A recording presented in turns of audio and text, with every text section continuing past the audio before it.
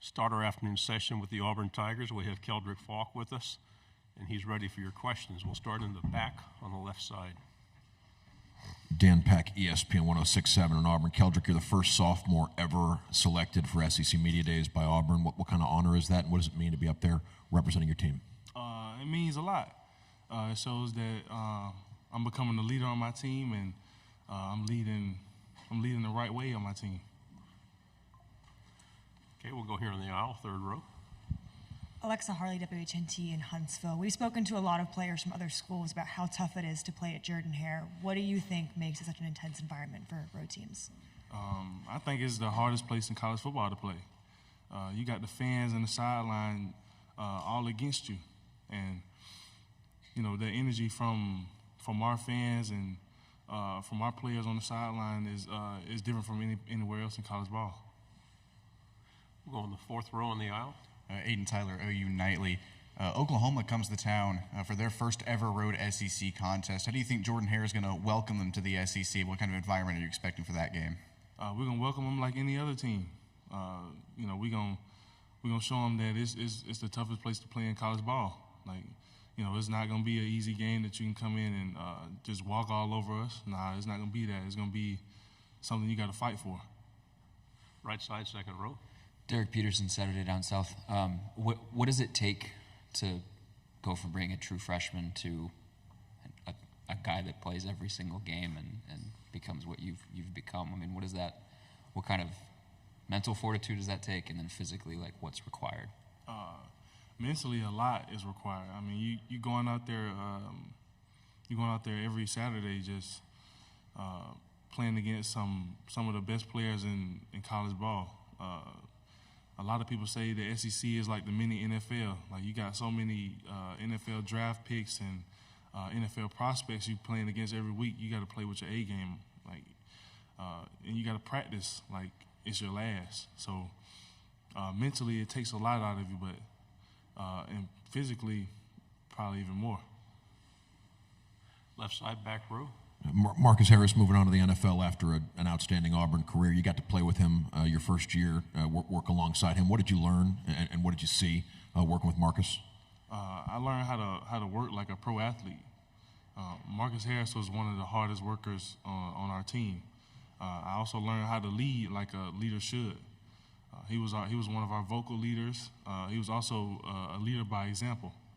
So every day I try to, you know, mimic that and perfect it to the best of my ability. We'll stay on the aisle on the left. Keldric, Rosie Langelo from WSFA in Montgomery. What has it been like working with DJ Durkin, and how has your relationship been with him? It's been energized. Like, he brings the energy every day. He expects perfection, which that's what we strive for. We strive for perfection every day.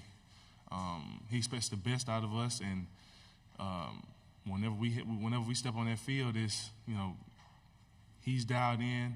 He's bringing the energy, and, you know, he's keeping us active and in the scheme at all times. Left side, back row. Marcus, a lot of new faces on the defensive line, some incoming transfers, some freshmen. What can you say about the rest of the group on the Auburn defensive line, and who's really stepped it up this offseason?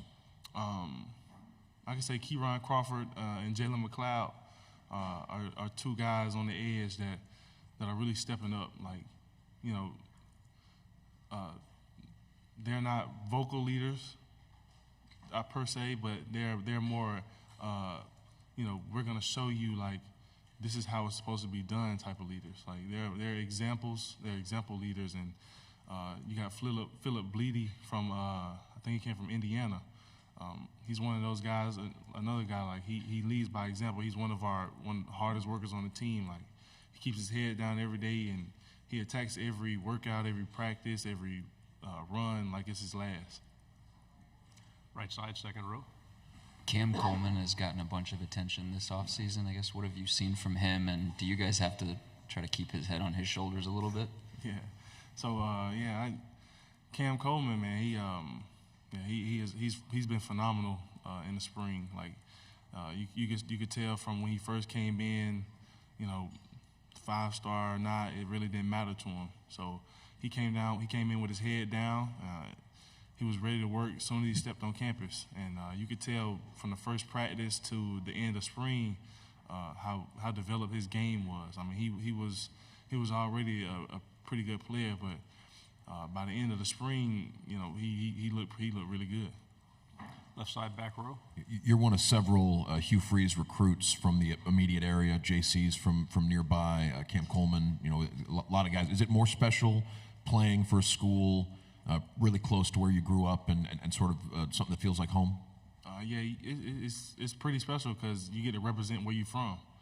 And then also you got your hometown, like not too far down the road, they're you know, behind you 10 toes. So you represent them and represent your home state. It's a pretty big deal to me. So. Left side, fourth row. A lot of other teams that have come through here have talked about the difficulty of playing at Jordan-Hare Stadium. What's the experience been like for you, and what do you think is the real edge of playing there? The real edge is the intensity that Jordan-Hare brings. Like it's not easy to play in there. I can speak for it on the defensive side of the ball. Like, you know, when we're out there on defense, you know, you can barely hear anything. You know, you can rarely make checks on the field. So you can imagine how it is for the offense on the other side. Left side, back row. Hey, Keldric. Tony Reese, WTVM out of Columbus, Georgia. We talk about the Auburn Tigers having 6 and 7 seasons back-to-back years. Just kind of how have you all guys really been able to, like, do away with those last 2 seasons and really look forward to this season? And what can we expect on the field this season? You really just build off of what you had last season. You know, it was Coach Freeze's first year last year. You know, assembling the team in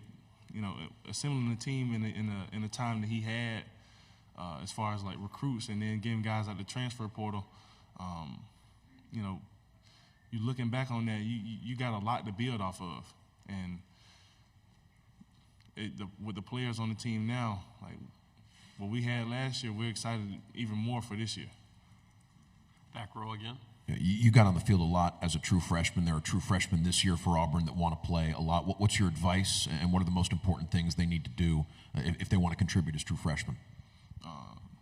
My advice is it can be done. Like, it's not nothing that, you know, is impossible to do. Yeah, it's going to be hard because you coming from playing high school ball where you're better than most everybody on the field. Now you're playing against people that, you know, are better or as good as you. So now you just got to work 10 times harder to become that player you want to be. And once you become that player, you get seen, and now you're stepping on the field. We have time for one more question. We'll go right here in the front.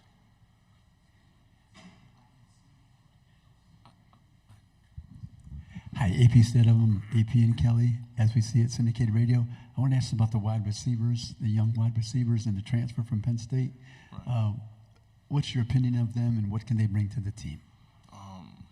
Yeah, that's a good question. Like, as far as the freshmen, I mean, the freshmen are hungry. Like, they came in, they're ready to go to work. They're ready to play. But as far as the transfers, like the guy from Penn, Keandre Lambert, man, he, as far as I can tell, like we don't really see them as much, but as far as I can tell, he's trying to become a leader in his own, like right now. Like he's been working his tail off in the weight room, in our team runs whenever we go out there and condition. So the freshman guys, getting the knowledge from him and other guys like Camden Brown, guys that already been through it, really helped them too. So, Keldric, thank you. Good job. Yes, sir.